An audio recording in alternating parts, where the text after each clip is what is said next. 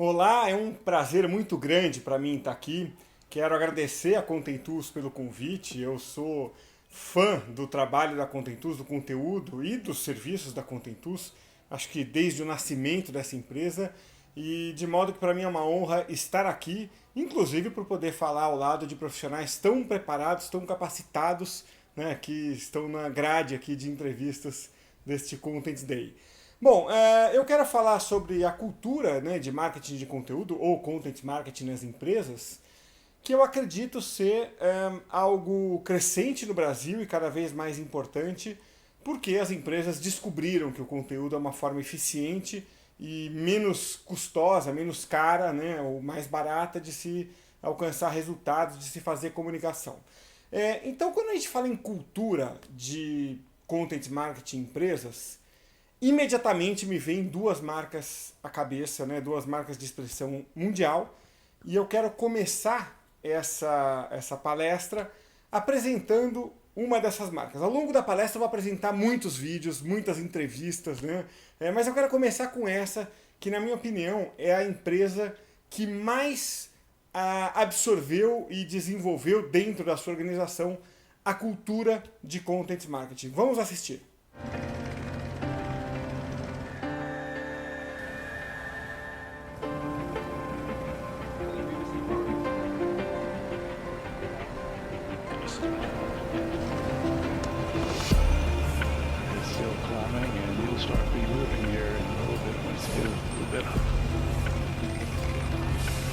Release.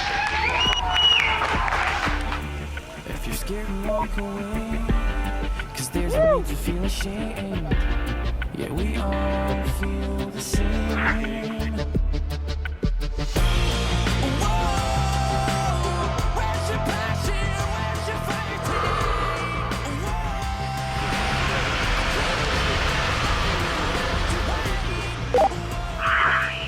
Alright, now the whole road is working now.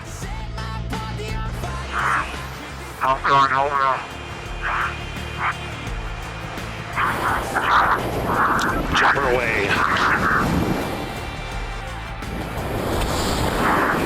Speed 725. Showing Felix in a stable descent.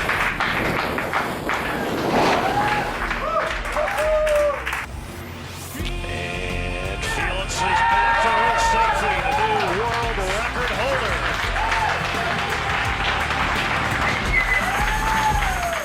Bom, eu adoro então começar com o exemplo da Red Bull, porque é, na minha visão, a empresa que melhor entendeu a ideia de se fazer conteúdo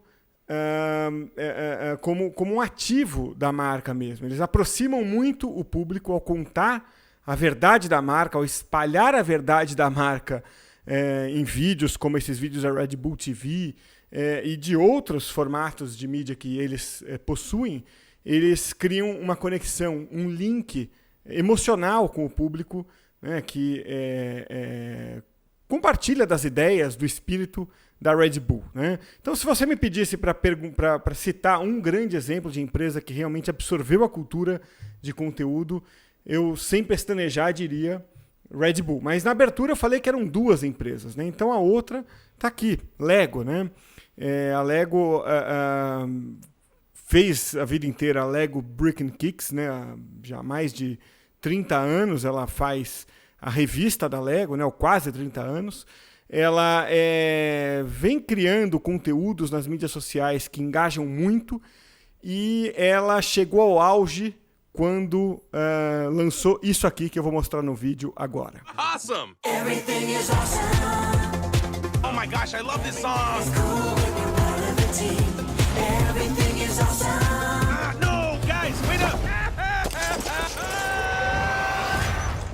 Quando saiu esse filme em 2014, a comunidade mundial de content marketing, da qual eu tenho o privilégio de fazer parte, né, do júri do Content Marketing Awards, do Content Marketing Institute, foi a loucura, né, porque ninguém nunca tinha imaginado o cinema como um canal de distribuição de conteúdo. Então a Lego levou a um nível tão elevado o entendimento de que conteúdo é a essência da marca, que em algum momento eles vislumbraram o cinema como uma possibilidade, né, de distribuição de conteúdo E isso é uma coisa fantástica, né? Então, essa cultura do que é o marketing de conteúdo, ou pode chamar de content marketing, como eu estou mais acostumado, porque é o termo em inglês, né? Mas são rigorosamente sinônimos ou tradução um do outro.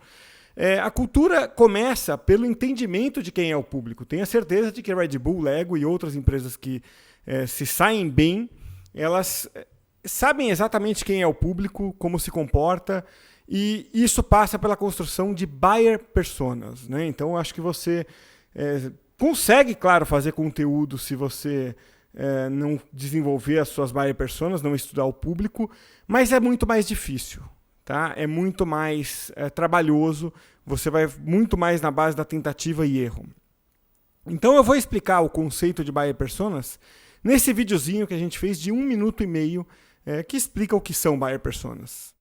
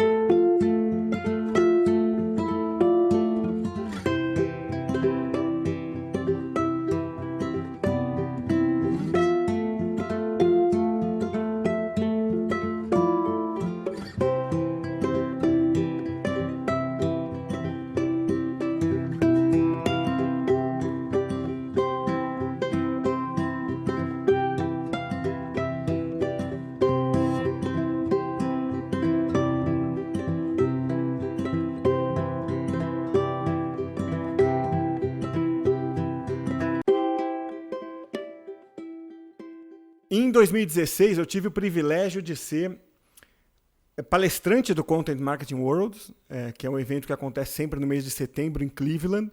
É certamente o evento mais importante no Content Marketing mundial, talvez no marketing digital do mundo, um dos mais, né? Porque muito do que a gente está dizendo aqui hoje, muito do que outros palestrantes estão dizendo em outros eventos neste momento, nasce lá, né? É isso que chama atenção. Os keynotes, geralmente, naquele momento do keynote, do palestrante principal, você sente que um conceito novo, uma ideia nova, um direcionamento novo está nascendo. Claro que eu não fui keynote, né? Eu fui um palestrante de uma sessão menor, mas tive a honra de, pela primeira vez, trazer um case da América Latina, que inclui o Brasil, né? Que era um case de desenvolvimento de buyer personas que nós fizemos para uma indústria farmacêutica americana, na sua atuação na América Latina. Na verdade, é a farmacêutica da veterinária, né? Ou seja, uma empresa de saúde animal. E um dos produtos deles era o produto de antipulgas, né? Então, esse foi um case que repercutiu legal, né? Porque a gente tinha que entender como lidava com os produtos, né? Aquela pessoa que possui um cão, né? O dono de cão, ou como na linguagem mais técnica ali do mundo farmacêutico, eles falam o tutor do cão, né? Então, a gente desenvolveu a Priscila, que é essa moça, que está aí, está com o amigo dela, que não é bem o cachorro, é um filho, né? Então, a relação é essa. E a partir daí, a gente foi entendendo diversos comportamentos dela, tanto no Brasil, quanto na Argentina, quanto na Colômbia, com relação à saúde do cão, a forma como ela toma a decisão, a forma como ela consome conteúdo, né, a forma como ela se relaciona com influenciadores, por exemplo, o balconista, né, que é muito influente no Brasil. Muitas vezes a decisão da compra da marca A ou da marca B está na figura do balconista, por isso tem também o balconista como persona, né? Vai ser uma linha, há uma linha de conteúdo feita para ele, para influenciá-lo positivamente a favor daquela marca, e por aí vai. Então, é curioso que o que a gente quer saber nesse momento não é exatamente quem são as pessoas como mandam fazer os e-books que tem nos Estados Unidos, no Brasil. Eu fico arrepiado quando eu vejo esses e-books. E acho que agora, depois de 3 reconhecimentos, um no Brasil, 2 internacionais, no assunto Buyer Personas, eu me sinto à vontade para dizer. Eu fico arrepiado quando eu vejo esses e-books ensinando a fazer persona, muito preocupados em preencher aquele template das personas. Né? Aquilo está errado, tá? Tá completamente errado. Você não tem que ter essa preocupação. Preciso preencher, dizer se essa pessoa é casada ou é solteira, qual é a profissão dela, qual era o sonho de criança dela, qual é o hobby dela. Isso não tem a menor importância. Eu quero saber especificamente como ela se comporta, né, na jornada de compra daquele produto, desde o momento em que ela identificou o problema até o momento em que ela faz a compra ou mesmo a recompra. É isso que eu quero entender, por onde ela passou, por onde ela navegou, né, o que ela viu, o que ela não viu. De modo que o relatório pode ser feito... Não tem nada contra os templates, tá? O que eu tenho contra é você não estar preocupado em entender o público e sim preencher o template. Porque tem empresas como o MailChimp, o serviço de disparo de e-mail, que faz esse tipo de relatório, tá vendo? Eles colocaram ali uma nuvem de palavras atrás das pessoas e ali tem esse principal aqui, que é o cara de marketing, a recepcionista, que foi identificada como um público, o cara de TI e outros públicos ali dentro. Então perceba que o mais importante é você ter certeza de que você começou a entender o seu público, como ele se comporta. E esse nunca é um arquivo fechado, não salve em PDF. Tá? Você sempre vai descobrindo coisas novas do público. Você não pode ter a pretensão de, em uma rodada de entrevistas, conhecer 100% de um público. Você não vai, você vai descobrindo esse público aos poucos. Então, seja lá qual for o formato de relatório que você vai usar, ou de registro da persona, faça de forma que você possa atualizar isso conforme você vai descobrindo mais coisas sobre a persona. Tá? Então, qual é o caminho para você desenvolver personas? Primeiro, levante hipóteses. Hipóteses são chutes. O que você acha? O que o vendedor que trabalha naquela marca acha? Né? O que outros públicos envolvidos acham? Tá? Depois, a parte mais importante, entrevistas com o público. Depois você pode usar fontes secundárias, né? Como dados internos, ou dados que o pessoal de TI já mapeou, ou ferramentas tipo Scoop, né? De monitoramento de redes sociais, as próprias redes sociais, você acompanhar o público nas redes sociais, Google Analytics e por aí vai. Mas nada disso funciona sem as entrevistas. Tá? Entrevistas com o público. Então, essa é a ordem. Você levanta hipóteses conversando com o pessoal internamente, faz as entrevistas com o público, pode complementar então essas entrevistas com essas fontes secundárias e aí sim você constrói a persona, que é a parte mais legal, né? Pôr uma foto e dar um nome para eles. Aliás, eu tenho trabalhado muitas vezes com empresas que fazem só as 3 primeiras etapas aqui. Ó. Elas não vão para a 4ª etapa. Elas, não preciso criar o personagem, eu já entendi o público, deixa sem o personagem. E para mim está valendo. Tá? Então, porque o foco aqui é entender como o seu público se comporta, e aí você pode ter a decisão. Quantos públicos eu tenho? Eu tenho 2 públicos que se comportam diferentemente em relação ao meu produto ou serviço. Então eu posso pensar em ter 2 personas, né, para aquele cliente. Eu tenho um influenciador importante, como o caso do veterinário que eu mostrei. Ok, vou fazer uma persona para ele também. Então você vai entendendo claramente quem é o seu público. Tá?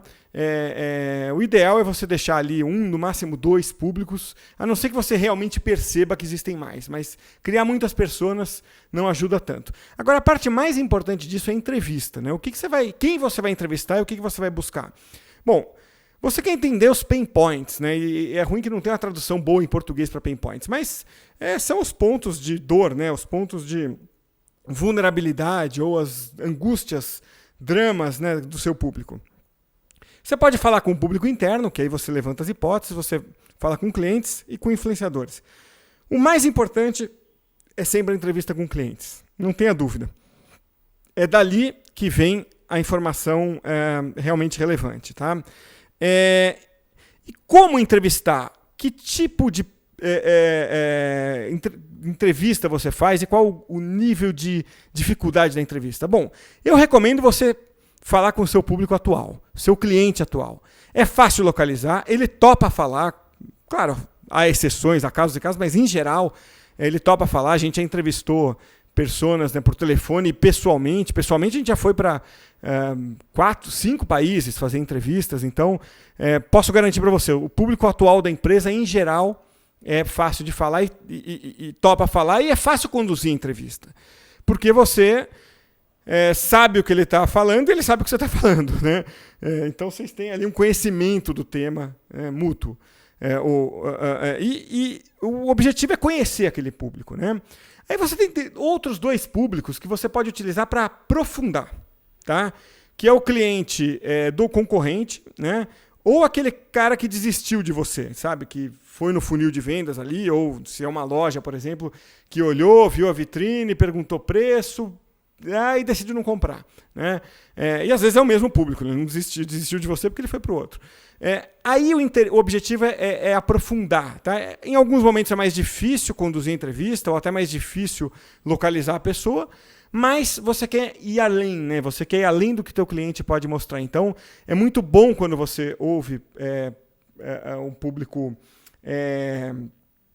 digamos, um público que te preteriu, que te rejeitou, porque ele vai tocar em feridas que vão ser muito relevantes na hora de você entender a trajetória, a jornada do cliente, tá?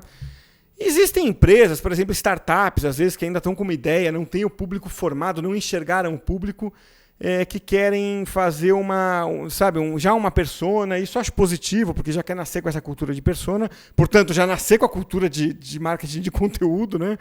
E é mais difícil, então você não conhece aquele público, ele também não te conhece, às vezes você não conhece nem o produto ou o serviço em questão, porque está sendo criado, e é muito difícil você encontrar esse público, mas muitas vezes as empresas fazem isso, especialmente startups. Então elas vão naquele público que seria o mais provável, que ela tem em mente naquele momento, mas o fato é que essa entrevista vai precisar ser refeita mais adiante, quando houver uma clareza maior sobre o público. E nem pense em entrevistar as pessoas que estão negociando com a empresa, tá? Você vai atrapalhar a venda, elas vão responder não como pesquisa, mas como uma negociação. Então, aquele que está negociando, não entreviste. Entreviste quem já encerrou a negociação, positivo ou negativamente. Ok? Bom, e por que entrevistar, né? Olha só essa pesquisa da Sintel, uma empresa americana, no ano passado. Ela fez o seguinte, olha, empresas que superaram a meta, empresas que bateram a meta, empresas que ficaram aquém da meta. Dividiram as empresas numa pesquisa assim. E aí foram perguntar, vocês entrevistam a buyer personas, a chamada entrevista em profundidade, né? Vamos olhar só a coluna da esquerda aqui de superaram a meta e aquela que não chegou perto da meta. Veja só como há uma correlação. As que entrevistam clientes, 82%, batem a meta. E as que não entrevistam, 30% batem a meta. Quer dizer, então, não quer dizer que é obrigatório você entrevistar para ter sucesso. Mas há uma correlação muito clara, né? Mesma coisa, você também fala com executivos da própria marca, das que batem meta, 70% sim, das que não batem, 13%. Por aí vai. Então, eu conversei aqui com a principal especialista no mundo sobre buyer personas, a Del Rivella. Ela é fundadora do Buyer Persona Institute de Seattle, nos Estados Unidos. Ela é uma figurinha carimbada no Content Marketing World.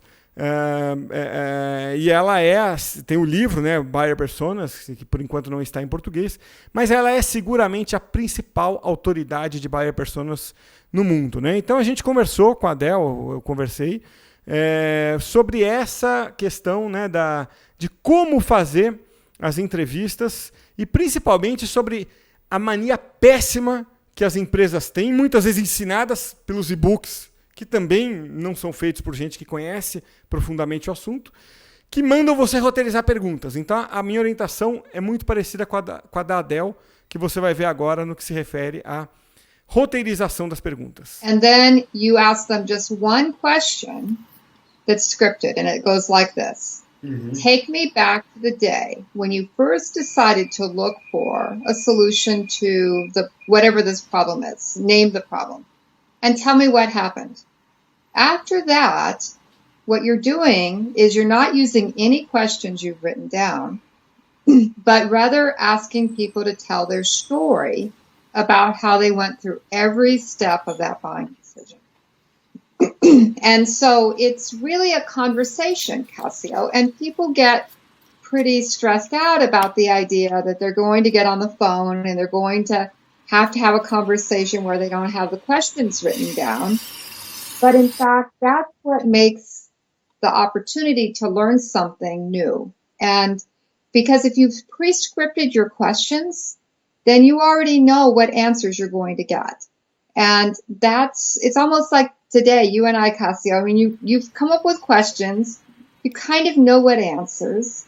What makes the persona interviews so exciting is that because it's unscripted and because we're just listening very carefully to what people say, and then we're hearing something fascinating, and we're asking them to tell more about that. Like, well, at that point in the buying decision, I was really looking for a solution that was easy to use. And we eliminated these companies and those because theirs weren't easy to use. Now, what makes that fascinating is here's an opportunity to ask someone what they mean by that.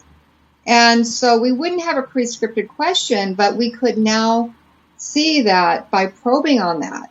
So how did you decide that that company's solution was easiest to use? As a marketer, I get to find out what about ease of use was important to that company and what they did. Did they go out and look at videos? Did they ask their peers?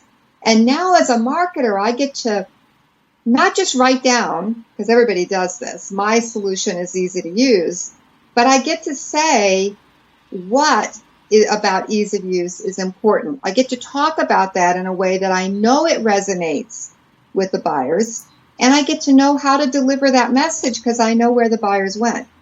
But honestly, I don't know till I get on the call whether people are going to talk about ease of use or maybe how scalable it is, or can we integrate it, or, I really spent a lot of time on your website, or the demo was terrible. So I don't know what questions I'm going to ask.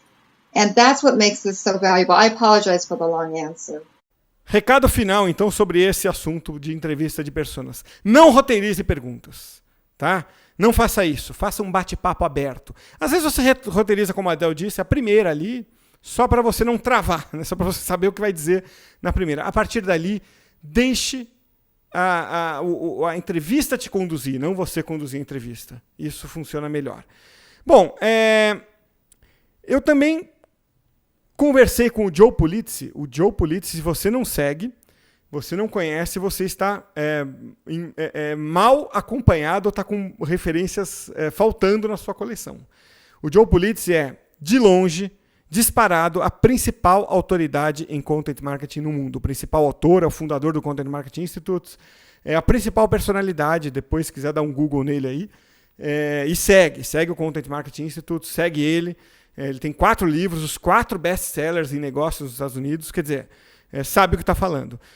E eu perguntei para o Joe, se eu te dissesse que as empresas pecam ao não entrevistar as pessoas, o público para desenvolver suas personas, você concordaria comigo? E aí vamos ver o que disse o Joe. We know from the research, we know flat out that the majority of big brands, small brands, medium-sized brands, doesn't matter, they're for the most part using some form of content marketing. So that we know. We know at the same time, the sheer majority of those people have no documented content marketing strategies at all, which means they don't have what we would call audience personas or buyer personas, or maybe even worse yet, Cassio, they created it and then they put it in a drawer somewhere and they never update that ongoing. That's a tragedy in and of itself. Which, by the way, this is all fine. I mean, I understand that a lot of companies are in experimentation mode. Even though content marketing is a very old discipline, it's been around for hundreds of years. This is a new thing, still new muscle for most organizations. They've got to use that muscle over and over to get strong. It's going to take some time to get there, totally get that. But if I'm starting out right now, so if I'm listening to this conversation, I would say, do we have some kind of a documented content marketing strategy? The answer is probably no. Well, what does it mean? What do I have to do to get a documented content marketing strategy? The first step is, who's my audience and what do I want to tell them and what do I want them to do? So you've got to start with that audience persona, especially in a lot of business-to-business companies. Let's say that you're targeting a certain area. you might have 7 to 9 different audience personas that you're targeting that would be a buyer or an influencer or a gatekeeper regarding the purchase of that product. Where a lot of companies go wrong is they create content that's relevant for almost all those personas, which is a complete mistake. Because we talk about if your content is for everybody, it's for nobody. Your content's not going to be relevant enough for multiple audiences, even 2, by the way. So what we want to do is focus on who is the audience. We're trying to see a behavior change through the art and science of content marketing. Let's focus on that audience. Let's talk to those people on an ongoing basis. Who else do we need to talk to? We need to talk to our salespeople. We need to talk to our customer service people. Talk to all, and then use all the listening posts that we can, from Twitter chats to social media to research, a variety of different things. Put your journalist hat on and really start to understand that audience. Document those audience personas, and then that's a living document. That's not something that we put in a drawer. That's something that we update on an ongoing basis. And I'm with you. I'm sad to see that most companies don't do that. But I understand why. But now is the time, if you're going to invest in content marketing, just do it the right way. Invest in a strategy. It doesn't take as much time as you think so. And then have that strategy guide you and be a living document all the way through. And then we can adjust as we go. O desenvolvimento de personas, ele é a base da linha editorial, daquilo que você vai falar, do conteúdo que você vai produzir, do conhecimento que você vai compartilhar. Então, regra, primeiro defina a linha editorial, só depois pense em canais. Porque muitas vezes as empresas chegam para nós, que somos consultores, e falam, olha, preciso da sua consultoria porque eu quero fazer um canal no YouTube. Cara, nós não chegamos lá ainda. A gente não sabe se é YouTube, se cabe a ferramenta de automação de marketing ou não, se cabe fazer um blog ou não. Primeiro a gente entende o público, depois a gente define a linha editorial. Isso é uma cultura de conteúdo dentro das empresas. E aí a gente vai pensar em canais. E eu tenho visto especialistas no Brasil de arrepiar o que os caras... alguns têm difundido, alguns caras até relevantes aí, que conhecem o assunto, mas estudaram um pouco a história. Tem dito que content marketing é muito novo, é muito recente. Content marketing existe aí há mais de 100 anos. Tá? E com esse nome, com esse termo, veja só, eu peguei o Ngram, aquela ferramenta do Google que vasculha ali os livros desde 1800 até 2008, então ele vê quantas vezes um termo foi citado num livro. E olha só, no final dos anos 60, os livros já começavam a falar em content marketing. E teve um primeiro pico em 2001, 2002 ali, teve um primeiro pico, né, de citações a content marketing no mundo. Né? É claro que a hora que o Ngram atualizar essa ferramenta e trouxer até mais recente, vai haver provavelmente um pico maior ali por 2011, 2012. Tá? Mas isso é muito antigo e eu quero mostrar que em 1895, quando os irmãos Lumière lançaram o cinema, fizeram aquela apresentação em Paris, né, que é considerada o berço, o nascimento do cinema. Em 1895, a revista The Furrow, da John Deere, já publicava a sua primeira edição, e está até hoje em circulação, né, como meio digital, ora como impresso. Esse é o caso mais antigo de content marketing de que se tem notícia. É a empresa que realmente se entende como uma empresa de mídia. Essa revista poderia ser feita por uma editora neutra, mas não, é feita pela The Furrow, né, pela John Deere. Né? Esse é o espírito do content marketing. Né? Em 1900, quando saía Dom Casmurro, uma das obras mais marcantes na literatura brasileira, a Michelin criava o guia de manutenção de carros, não de pneus, de carros como um todo, para os poucos donos de automóveis naquela época. Né? Então, era uma forma dele se aproximar, criar uma confiança no conteúdo da Michelin, e quando fosse comprar pneus, já estaria estabelecida aquela relação de confiança com a Michelin. Em 1905, quando Albert Einstein publica a teoria da relatividade, a marca de gelatinas Jiaoou faz o livro de receitas. Não receitas com gelatina, receitas em geral, como a gente vê hoje por aí, né, feita por uma marca. Até então só era feita, ou quase sempre feita, né, por veículos de comunicação. Em 1910, puxando a brasa para minha sardinha aqui, só para provocar quem não gosta do Corinthians, quando é fundado o principal time de futebol de todos os tempos, dosa um pouco do meu exagero aí.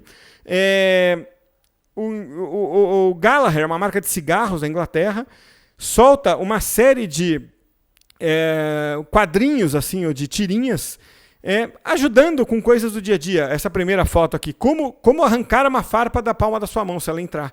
Eu nunca tinha pensado nisso. Você pega um saleiro e faz a sucção, né? Ele vai puxar a farpa. Bom, o dia que entrar a farpa na mão de alguém, faz o teste.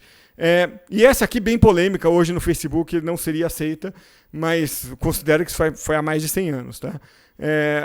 Se um cachorro louco vier te atacar, olha o que você faz. Pega um bambu, pendura o seu chapéu na ponta, provavelmente muita gente ou todo mundo usava chapéu, distrai o cachorro com o chapéu e dá um chute no cachorro. A parte do chute no cachorro é terrível, né? Mas, enfim, cultura da época, outro local, outros tempos.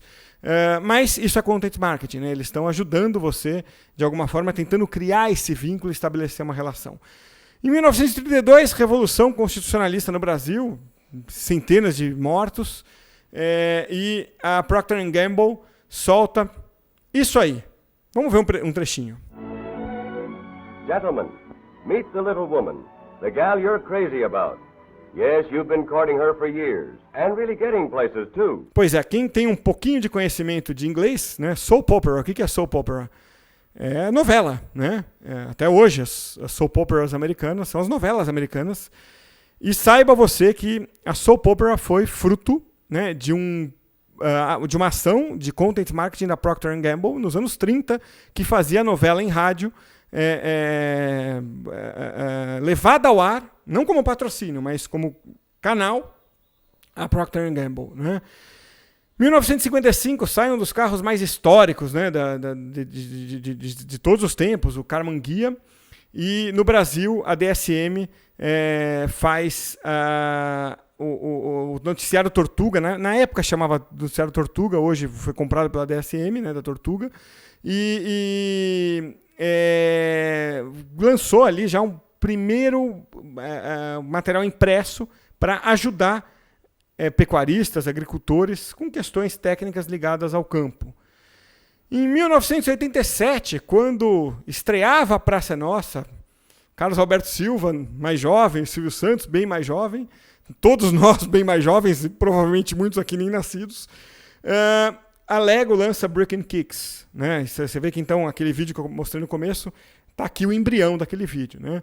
Nos anos 90, quando saiu o primeiro celular da Motorola, esse tijolão aí custava quase $4.000, o McDonald's solta a lâmina de bandeja, que quem frequenta o McDonald's, eu sei que tem muita gente que evita porque é uma comida não muito saudável, né? Ou pelo menos dizem que não quero aqui criar nenhuma polêmica, mas tem aquela bandeja, acho que isso todo mundo conhece, que é bem divertida, né? Gostosa de ler aquilo, foi criada nos anos 90, e eu conversei com o Davi Grimber, que é do McDonald's, é gerente de marketing esportivo do McDonald's, que ele fala dessa folha de bandeja. Veja o que diz o Davi. A gente tem, Cássio, melhorado muito nesse aspecto. Tem um caminho muito longo ainda a ser seguido, mas eu entendo que o McDonald's avançou muito nos últimos anos. Né? Hoje nós temos um investimento bastante sólido na produção de conteúdo, sejam eles produzidos internamente, aqui pelos nossos departamentos internos e por toda a nossa rede de parceiros. Né?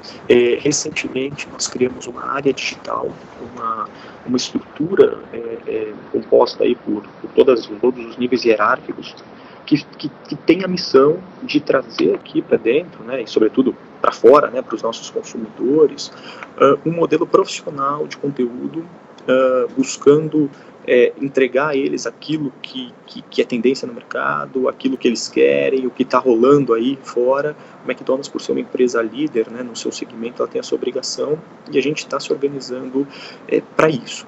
Né?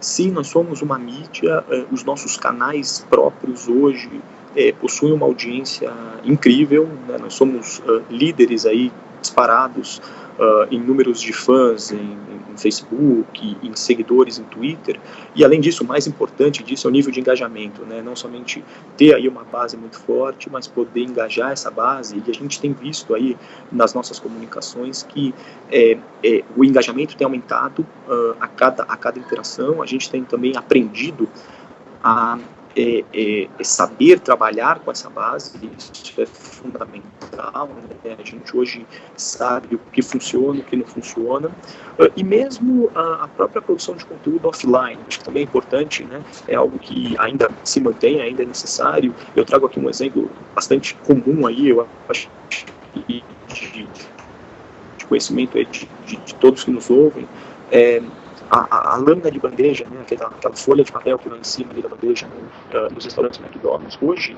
ela é uma das mídias impressas mais lidas do Brasil. Para você ter uma ideia, a gente tem uma tiragem diária de cerca de 1,5 milhão de lâminas, né, que é mais do que aí os grandes jornais ou as revistas semanais. E aquilo nos traz uma interação muito grande, e agora o nosso desafio é tornar essas mídias offline o mais online possível, o mais interativa possível. Temos tido alguns avanços, né? Hoje as lâminas já trazem QR Code, alguns tipos de elementos que permitem uma interação maior, e cada vez mais a gente vai buscar esse conteúdo, né? que é tão fundamental para o nosso negócio. Caramba, 1,5 milhão é a tiragem diária, né? Quer dizer, não tem um veículo de comunicação impresso que chegue a esses números, né?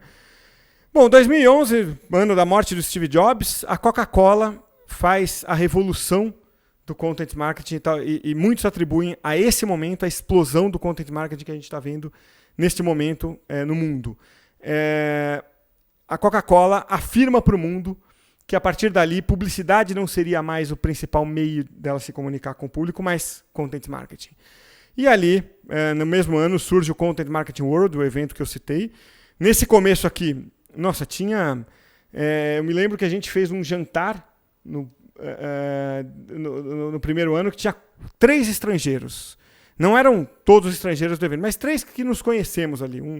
O Bert Van Loon, que aliás vai falar aqui daqui a pouco, o Thierry, que é de Paris, o Bert é da Holanda, e eu do Brasil. E no ano passado já teve mais de 50 pessoas nesse jantar, mas, de novo, não estávamos reunindo todos os estrangeiros, né? Só para você ter uma ideia de como cresceu o evento. Ele partiu de 600 para 4.000 pessoas, e eu recomendo fortemente a quem quiser ir. Chama Content Marketing World, é só procurar lá e se cadastrar, porque vale a pena. Claro que tem um custo de viagem, e hoje em dia, né, não está barato para ninguém sair do Brasil. Mas eu recomendo fortemente. O Content Marketing World, como eu disse, também impulsionou muito a difusão do content marketing no mundo, da cultura de content marketing. Óbvio que teve a explosão também de ferramentas nos Estados Unidos, principalmente HubSpot, né, que trouxe ao mundo o inbound marketing, e tudo isso mais ou menos nessa época, 2010, 2011, e por isso que houve essa explosão. Então, nos últimos 5 anos, a gente tem visto esses exemplos aí. O Open Forum do Amex é outro case, o Zimote, que é o e-book do Google, também é outro case. Enfim, a gente tem visto as coisas acontecerem. Para a gente fechar a ideia da história do Content Marketing, eu vou mostrar um vídeo rapidinho aqui, que tem legenda, feito pela Getty Images, aquele serviço de fotos, de imagens, né? Que conta também um pouquinho dessa história, traz alguns outros exemplos aí, vai repetir alguns exemplos, mas é gostoso de ver o vídeo. Vamos assistir.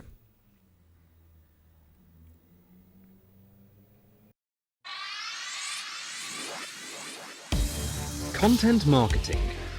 Joe Pulizzi describes it as creating interesting information your customers are passionate about, so they actually pay attention to you.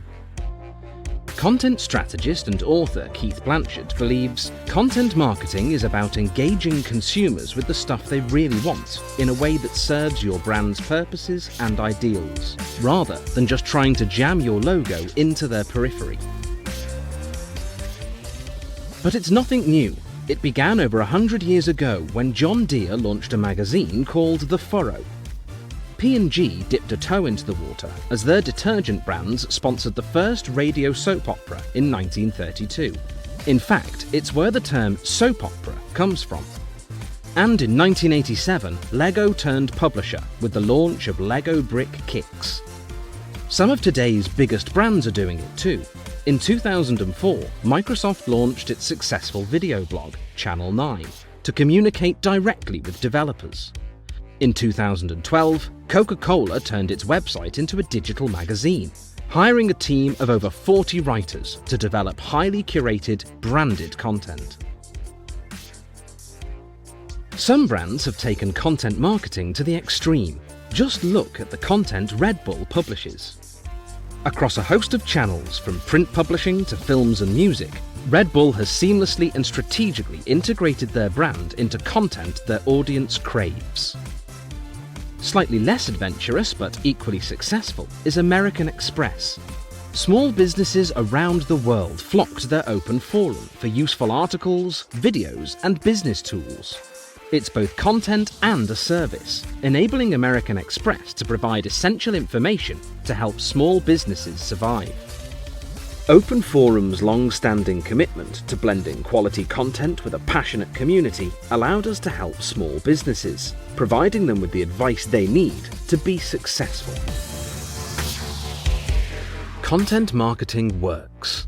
Some of the world's biggest brands are believers, putting content marketing at the center of their marketing strategy. And at the center of content marketing is powerful visual content. Both images and video can help you tell your stories quickly, with impact. But they have to be the right visuals. Visual content that is both authentic and relevant to your brand evokes emotion and a deeper level of engagement with your audience. At Getty Images, that's what we do. We provide powerful visual content that helps our customers tell their stories.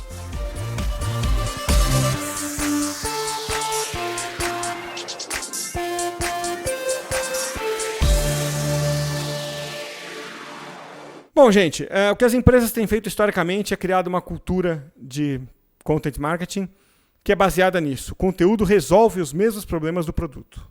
Tá? Essa é a ideia. Então, você tem os pain points das suas personas, por isso que é importante criar as personas, e você define a sua linha editorial. É nesse ponto de encontro aqui que está o conteúdo relevante. Agora, a relevância de conteúdo relevante virou buzzword também, né? O cara quer chamar atenção, ele fala de conteúdo relevante. Eu acho que a melhor provocação é do Jay Baer, é o autor de 2 best-sellers, o Utility, não está atualizado o meu slide aqui, mas ele lançou o Hug Your Haters, é um outro livro fantástico, saiu esse ano. E olha o que diz ele, a concorrência comoditiza a competência. Tipo, todo mundo passa a fazer conteúdo de melhor e melhor, todos os dias todo mundo aprende a fazer conteúdo, né?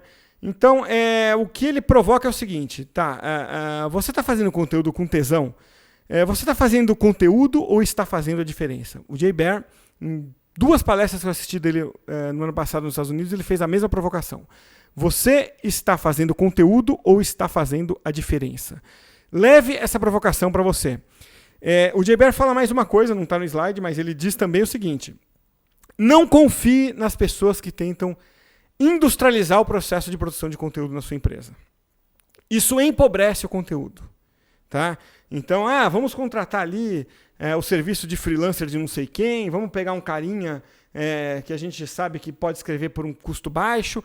Esse é o conteúdo pobre que a gente tem visto na internet. Funcionou no começo para todo mundo, porque foram os primeiros a fazer. No momento em que há uma overdose de conteúdo, e já começa a haver no Brasil, quem é que se destaca? Quem faz o conteúdo melhor, quem faz o conteúdo com amor, né? E quem faz a diferença. Esse fazer a diferença começa por entender quem é o seu público, né? Como a gente já falou das personas. E nem toda empresa faz isso. Então eu conversei com o Hegel Vieira, ele é brasileiro, tá em São Paulo, da agência Rádio Digital, estuda o assunto há um bom tempo, e vamos ver o que disse o Hegel a respeito desse assunto. Existem 2 formas, né? A primeira é você ter uma competência para construir um conteúdo, né? Para construir um texto, né? Você precisa ter um puta redator, uma equipe super competente e tal. Fazer uma leitura, é importantíssimo fazer a leitura desse comportamento. Eu percebo que muitas estratégias não se aprofundam nessa leitura de comportamento do usuário. Ou a pessoa extrapola demais na comunicação para se aproximar do perfil daquele usuário, ou ela se torna muito séria por medo, por receio tal, de passar uma imagem muito agressiva para o usuário. Então, o principal segredo é esse, é fazer uma leitura real, uma análise do discurso, né, de termos que aquelas pessoas utilizam, de linguagem que elas utilizam, tal, e tentar não se aproximar muito, mas criar um estilo próprio da marca, né, dentro dessas percepções. A gente, dentro da nossa metodologia de pesquisa webnográfica, a gente analisa a parte semiótica, né, e a análise do discurso também, que é super importante. Pela análise do discurso, você consegue se aprofundar na emoção daquele usuário, entender qual é a real emoção dele no momento de compartilhar aquela informação e no jeito que ele conversa com as pessoas no dia a dia, certo? Pela imagem que ela compartilha. Nossa, é incrível assim, o tanto de coisa que o Buzz Intelligence pode entregar. E essa definição do diálogo, essa definição do jeito de falar, vem muito percebido por essa análise do consumidor. E um acompanhamento assim, diário. O primeiro, eu costumo falar que uma estratégia de posicionamento de marca, no caso do Marca Útil, etc., a gente inicia o monitoramento antes, né, de definir a estratégia, para você conhecer o seu universo de consumidores, de perfil de usuário, até mesmo identificar oportunidades de diferenciação, de posicionamento dentro dos concorrentes, isso é super importante também, até o momento do controle da performance dessa campanha. Então, durante o controle da performance da campanha, você dialoga muito com esse consumidor, é a chance que você tem de interagir com ele, de conversar com ele, entender qual é a pegada que você vai dar nesse texto, certo? Então, essas conversas, elas inspiram muito, assim, o jeito de falar. E aí você vai tendo uma evolução dentro do texto e tal, e acaba amarrando, daqui a um dia todo mundo é um só. E a marca, e as pessoas, elas começam, quando você entende, assim, que a marca pegou mesmo, ela conseguiu personificar, ela conseguiu ser alguém, né, as pessoas entenderem que existe um ser humano ali atrás daquela marca, quando ela começa a falar com você na primeira pessoa, tipo assim, e aí, Café Iguaçu, tudo bem, tal, como é que você tá? Ah, você é o pretinho que eu amo, etc, certo? E aí, Garnier Frutis, adoro você. Então, quando as pessoas começam a declarar e começam a interagir com a marca, chamando aquela marca de alguém, assim, como se estivesse falando com alguém. Bom, em vez de ditar a regra aqui para você de como tem que ser feito o conteúdo, eu vou fazer diferente. Eu vou citar 15 erros de conteúdo, tá? Mais comuns, e não são de minha autoria. Se eu olhar aqui no slide, ó, tem um botãozinho de link aqui, é do livro do Joe Pulizzi, o Epic Content Marketing. O Joe falou agora há pouco, o Joe é o grande nome do Content Marketing Mundial, e esse é um excelente livro, é o penúltimo livro dele. Então, ele cita 15 erros, né, de conteúdo. Você só fala sobre você. Então, Content Marketing é falar do que você sabe e não do que você vende. Você tem medo de errar. Empresas não arriscam, ficam no velho kit, blog, rede social, blog, Facebook, né, e não inventa nada novo. Você pensa pequeno, né, a internet aí inteira à sua disposição e você fazendo lá a mesmice de sempre, né, dos outros, dos competidores. Você não tem as fontes certas para dar informações ricas, e essas fontes podem ser dentro da sua empresa ou mesmo fora da sua empresa. A sua comunicação é feita em silos, ou seja, você faz uma linha editorial para a rede social, por exemplo, outra linha para o Facebook, outra linha, pautas diferentes, né? Tá errado. Você não sai da zona de conforto, né? Isso é o que eu mais vejo acontecer. As empresas querem o melhor conteúdo pelo mínimo esforço, né? E fazem o que o Bruno Rodrigues, o autor de um dos primeiros livros que trata sobre webwriting, aliás, o primeiro sobre webwriting, um dos primeiros sobre marketing digital no Brasil, fala sobre isso. Vamos ouvir o Bruno Rodrigues. Acho que isso é péssimo, tá? Eu defendo muito, na realidade eu combato muito esse raciocínio, por isso que eu admiro tanto o teu trabalho e de poucos outros players que eu conheço no Brasil que lidam com content marketing dessa maneira. Eu acho que content marketing ele não pode se descolar da comunicação e do marketing nas definições mais sólidas que a gente tem até hoje, né? E o content marketing bom é aquele que leva em consideração o público, a estratégia, a técnica e todo o conhecimento adquirido até hoje, quando você fala do conteúdo mais amplo de todas as mídias que existiram até agora. Então esse raciocínio do Mac conteúdo, né, o conteúdo que você compra, né, ali na esquina, dos hambúrgueres alface um conteúdo especial, isso é péssimo, né? Péssimo. Acho que é péssimo é engraçado, a gente pode até, o óbvio é péssimo para o mercado pensando como cliente, mas vai ser péssimo, eu tiro no pé para o mercado de quem lida nessa área. Bom, continuando a lista de erros mais comuns, você não faz o call to action, ou seja, produz o conteúdo e depois você não pede para o cara baixar um e-book, você não pede para ele assistir a um webinar, ouvir um podcast, assistir a um vídeo, e fica lá um conteúdo, né, condenado a não ter conversão. Você está muito focado em um canal em particular, isso eu acho que já melhorou no Brasil, até uns 2, 3 anos atrás a gente via muito a monocultura do Facebook, eu acho que hoje já não tem tanto isso, as empresas estão diversificando mais. Você tem um plano B para a sua estratégia de conteúdo. Essa ideia do Joe eu acho fantástica, né? Não tenha o paraquedas reserva, sabe? De modo que você... ou o plano A dá certo ou ele dá certo. Isso vale para a vida, né? O seu conteúdo não tem dono, então dentro da empresa fica sempre ali, todo mundo faz, ninguém faz direito, então não tem nenhuma cabeça que leva o cascudo pelo conteúdo mal feito. Isso muitas vezes tem a ver com esse problema que a direção da empresa não acredita muito naquela ideia de marketing de conteúdo. Você não está imerso o suficiente no seu setor, ou seja, você não consegue ser relevante porque você fala só aquele conteúdo superficial, né? Naquela ideia do explicar o que, como e porquê, você é o cara que fica no o quê, você só fala o quê, você nunca vai no como e no porquê das coisas, né? Você é muito lento para produzir conteúdo, isso é um problema. E aí entra uma questão de quantidade versus qualidade, né? Isso tem a ver, as empresas lentas muitas vezes é porque ou está relacionado a algum dos outros problemas que a gente citou, ou porque ela é lenta. Então eu conversei com o Josh Miles, da Miles Design, ele é um cara brilhante, já foi no TED Talks, né? Tem uma empresa de design, mas muito relacionada a conteúdo, né? Ele faz o design conversar com o conteúdo. E é um palestrante muito habitual no mundo dos eventos americanos e europeus. E o Josh fala dessa questão da conteúdo de quantidade versus conteúdo em quantidade versus conteúdo de qualidade. Vamos ouvi-lo.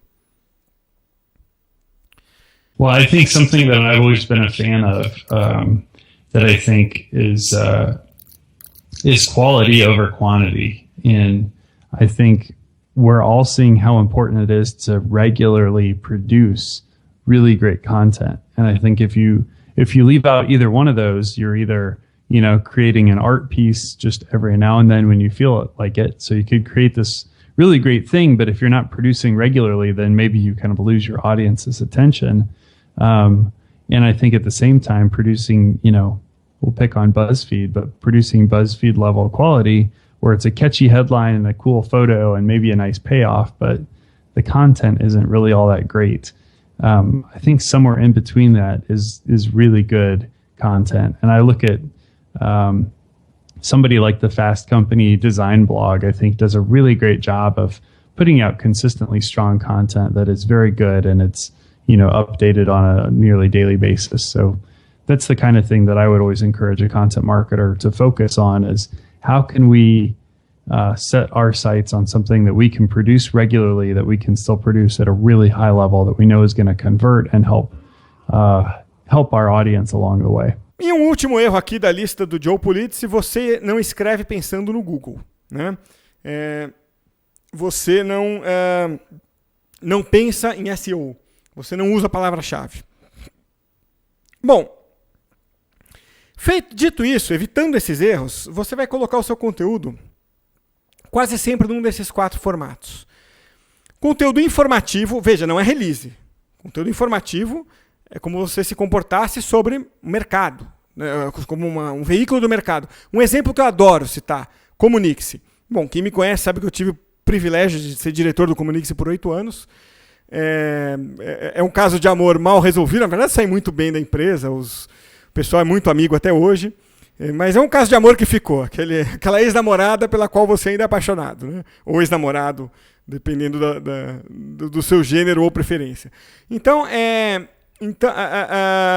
o Comunique-se é isso, ele dá informação sobre o mercado de jornalismo, né, e de comunicação, como se fosse um veículo isento, mas ele vende software, faz isso há 15 anos já, né?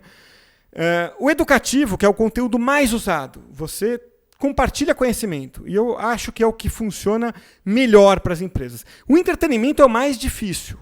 É o mais difícil, porque, putz, é difícil, né, você entreter pessoas, divertir.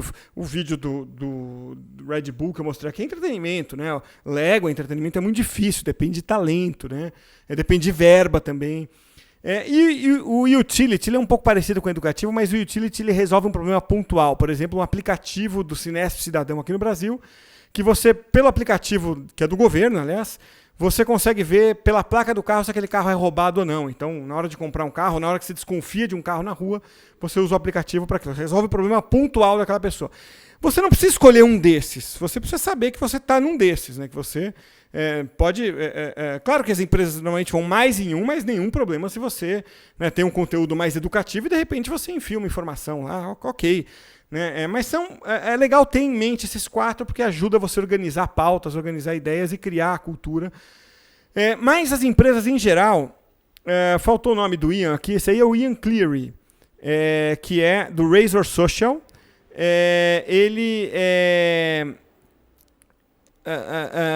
tem uma empresa que faz que na Irlanda, né, que educa pessoas e outras empresas na escolha do melhor software, da melhor ferramenta para o seu dia a dia. Então é uma empresa que basicamente trabalha com conteúdo educativo, e eu perguntei para o Ian o porquê e como lidar com esse conteúdo educativo. Vamos ouvi-lo. Yeah, I mean, most of what we do is education because people, it's a confusing area, you know, so we do a lot of online training related to the tools and technical sides of social media, because that's, you know, there's a big education part there. Once you take the tool, a lot of people don't spend the time getting to know the best way of using that tool. You know, so 2 companies will be using the same tool, and one could be extremely successful and one unsuccessful. You know, so you have to give your strategy, but you also invest time in the tool as well. Esses tipos de conteúdo informativo, educativo, em que a empresa compartilha conhecimento e busca com isso criar uma proximidade, criar uma relação de confiança com seus consumidores antes de partir para a conversão, é o oposto desse vídeo aqui que eu vou mostrar em seguida. O elefante é fã de Parmalat, o porco cor-de-rosa e o macaco também são. O panda e a vaquinha só querem Parmalat, assim como a foquinha, o ursinho e o leão. O gato mia, o cachorrinho late, o rinoceronte só quer leite Parmalat. Mantém o seu filhote forte, vamos lá! Trate seus bichinhos com amor e Parmalat. Tomou? Nada contra propaganda. Pelo contrário, acho que as empresas que têm tido mais sucesso são aquelas que usam muito bem content marketing, usam muito bem relações públicas ou assessoria e usam muito bem a publicidade. Tá? Usam as 3 frentes e formas de comunicação de marca com distinção. Né? A própria Red Bull, no Brasil Itaú, que eu acho que é um ótimo exemplo de content marketing, mas que está aí, todo comercial de TV, patrocinando futebol e etc. Tá? Então, há uma diferença. Você tem que use as duas separadamente. Não misture os conceitos. Esse é meu alerta. Não misture os conceitos. Entendeu? Se a Parmalat, que você acabou de ver o vídeo, fosse fazer um conteúdo de marca, um content marketing, não seria mostrando os bichinhos Parmalat. Tá? Seria conteúdo educativo, utility, informativo, entretenimento, etc. Bom, então aqui você já deve ter batido o olho, né? Existe uma diferença muito grande na cultura de uma e da outra. E a que mais me chama a atenção é aqui a antepenúltima linha. Tá? Sempre que você falar em content marketing, é obrigatoriamente contínuo. Tá? Você, claro, pode ir mudando o conteúdo, às vezes a gente chama isso de campanha, mas você é uma empresa de mídia. Você continuamente faz conteúdo. Você pode mudar a pauta, pode mudar, né, o enredo ali da pauta para ir renovando, para ir trazendo coisas novas, mas é contínuo, é sempre, não existe data para acabar. Publicidade não, tem a data de término. Né? Então é importante pensar nisso. Né? E uma outra diferença clássica é que content marketing tem como missão formar público. A publicidade aluga público. Né? E, de novo, a combinação dos dois, bem feitos para uma empresa, eu acho que é o que há de melhor tá? Sou completamente a favor. Agora, feito tudo isso, você tem que comprovar o seu resultado, né? Não adianta fazer conteúdo e não converter, né? Então, pense sempre que existe uma dicotomia aqui, né? Uma relação binária, né? Entre eficiência e eficácia, tá? Ou seja, qual é a diferença? Você tem que pensar, eficiência é o bom uso das ferramentas, eficácia é o alcance dos resultados. Então veja, sempre que você trabalhar, eu fiz um conteúdo, topo de funil, fiz aqui, um vídeo que deu muita visualização, um post no Facebook que teve muitas curtidas, compartilhamentos, tudo isso é eficiência, é o bom uso das ferramentas, tá? É ótimo, o caminho é esse, mas você tem que converter, você tem que gerar eficácia. Então, um exemplo clássico de B2B, a gente trabalha com isso. Eficiência é você gerar as visitas, até gerar os leads, né? O cadastro, o cliente. Então. Eficácia é converter. Pode ser que você converta em cliente ou em oportunidade para o comercial, você tem que definir, né, qual é o critério, qual é o papel do marketing ali. A gente fecha a venda ou a gente só apresenta o lead para o comercial? Ou a gente melhora o recall da marca, se for uma B2C, por exemplo, ou mesmo uma B2B pode buscar isso. Então tem que definir muito claro qual é aquele resultado final. A eficácia é um resultado desejado, final. Conseguiu ou não conseguiu? Bateu a meta ou não bateu? A eficiência é o caminho para se chegar lá. Tá? Então, hoje se usa muitas métricas. Eu citei até o Bert van Loon mais cedo, que é um cara brilhante da Holanda, de Roterdã. Ele é um consultor de marcas expressivas na Europa, um palestrante habitual na Europa inteira, nos Estados Unidos também. E ele fala algo muito interessante sobre a adoção de métricas, né? Que métricas quase sempre só fazem barulho, né? Vamos ouvir. First of all, you have to define more than only ROI, a full metrics dashboard of actionable metrics. The only relevant metrics are the ones that you can put action on. Metrics that you see on your dashboard, but you cannot act on it, are only offering a lot of noise. The second element is you have to look at the business conversion for ROI, and you have to look at the publishing, the content marketing process ROI, and that's where you look at, okay, how much does it cost me to publish content and to promote the content, which is even more expensive than publishing, than creating it, which offers content marketing metrics. Como mensagem final, eu quero dizer isso. A pressa é a inimiga da conversão, tá? Se você tentar acelerar muito esse processo, você vai cair na vala comum das empresas frustradas com content inbound marketing, que nos Estados Unidos já são muitas. No Brasil a gente ainda está num momento de euforia, mas logo vem as frustrações, né? Então as empresas aí, agências e ferramentas que prometem milagre, uma hora o público vai ter certeza de que, putz, não há milagre, né? Não há milagre. Existe um trabalho de marketing, de comunicação, como sempre houve, usando ferramentas novas. Então, nos Estados Unidos já há uma sensação de que começa a entrar em declínio, principalmente o inbound marketing, né? Mas o content acaba indo junto. No Brasil, não, a gente ainda está subindo, mas daqui a pouco começa a descer. Mas desce para quem faz mal feito, né? Não é que o método vai acabar. Não, é que os paraquedistas do método vão acabar, né? E menos gente vai estar lá. E eu espero que você que está me ouvindo agora seja um desses que sobrevivam, né? Porque faz bem feito. Então, nesse tema de mensuração de resultados, eu conversei com o Joe na mesma entrevista e perguntei, Joe, na verdade foi um podcast que a gente gravou. Joe, 1% das empresas americanas, segundo dado do próprio Content Marketing World, via Content Marketing Institute, só 1% das empresas conseguem calcular realmente o retorno sobre o investimento em dólares, em grana. Olha, nós investimos $1 milhão aqui e no final de um trimestre obtivemos $1,5 milhão de retorno. Só 1% faz isso. E perguntei para o Joe, então, qual a leitura dele sobre esse dado, e o Joe deixa uma mensagem final muito bacana que vale a pena você prestar bastante atenção nela. I don't know if, so first of all, you're right, that stat disturbs me, and that's why we're doing what we're doing, right? That's why you and I do what we do. Now, I think a lot of it has to do with the fact that we're measuring the wrong things. And a lot of it has to, so let's just, there's nothing wrong with lower level metrics. There's nothing wrong with looking at website traffic and likes and shares and those types of things. Those can tell us that we're hitting certain goals as we go up the pyramid and look at more what I would call higher value ROI metrics.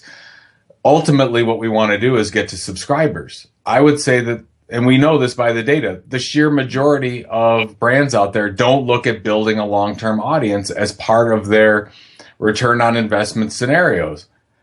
That's wrong. That needs to change, because there's lots of different ways to measure. You could say, hey, we want to grow sales in some way. We want to get more leads, more qualified leads. We want to shorten the sales cycle. We want to reduce costs. We want to keep our customers more loyal. Those are all really good objectives to look at. But I think overall, what's the first step? The first step is I want to build a loyal audience that knows, likes, and trusts us. And once we build that audience, we can start to show differences between our subscribers and our non-subscribers. I think that's the holy grail. There is no holy grail, but I think that's the best way to go about it and look at, if we can build an audience first, we will see differences in behavior change. Actually, I just read an article this morning on the New York Times. And the New York Times, they're basically launching, I think they launched 12 new e-newsletters this year. They're seeing over 50% open rate with these newsletters. And they were talking about, if somebody signs up for a free newsletter from the New York Times, they're 2 times more likely to become a paid subscriber. That's what I'm talking about. That's exactly, so let's take it for whatever you sell. Let's say that somebody becomes a subscriber. What are they more likely to do? Are they more likely to buy? Are they more likely to stay longer? And I think what we do, Castle, is we jump too fast into sales. It's like, oh, we've been doing this blog for 3 months. Let's sell. Well, you're not even at a point yet where you probably have a loyal audience that cares anything about what you're saying. It takes time to build a loyal audience. And in marketing and PR and communication for years, we're built on these campaigns. And unfortunately, content marketing, or fortunately, we know content marketing is a marathon and not a sprint. So we have to make sure that we plan for the long term to do this. You're not going to build a loyal audience overnight. We know that in most cases, maybe the dirty little secret is, it takes more than a year to really do this right. And the companies that you and I work with are built on quarterly schedules. They may be struggling, they may not, but they're looking at those quarterly reports and they're saying, what have you done for me today? And that's why I think they're failing, because they're trying to rush the content marketing process too much before they built an audience. Bom, eu termino então a minha participação pegando essa ideia do Joe, né? O que é a cultura de content marketing de uma empresa na prática. Bom, você pode resumir como um primeiro passo, formar um público fiel, tá? Então pense nisso antes de partir para ações de vender. Procure sempre ajudar, fidelizar, que o resultado certamente vai ser mais expressivo e mais duradouro para você. Muito bem, eu espero que este conteúdo tenha sido útil, né? Essa apresentação tenha sido útil, e mais uma vez reforço o agradecimento à Content-Tools pelo convite que foi feito a mim. Foi uma honra ter participado aqui. Muito obrigado a todos e até a próxima.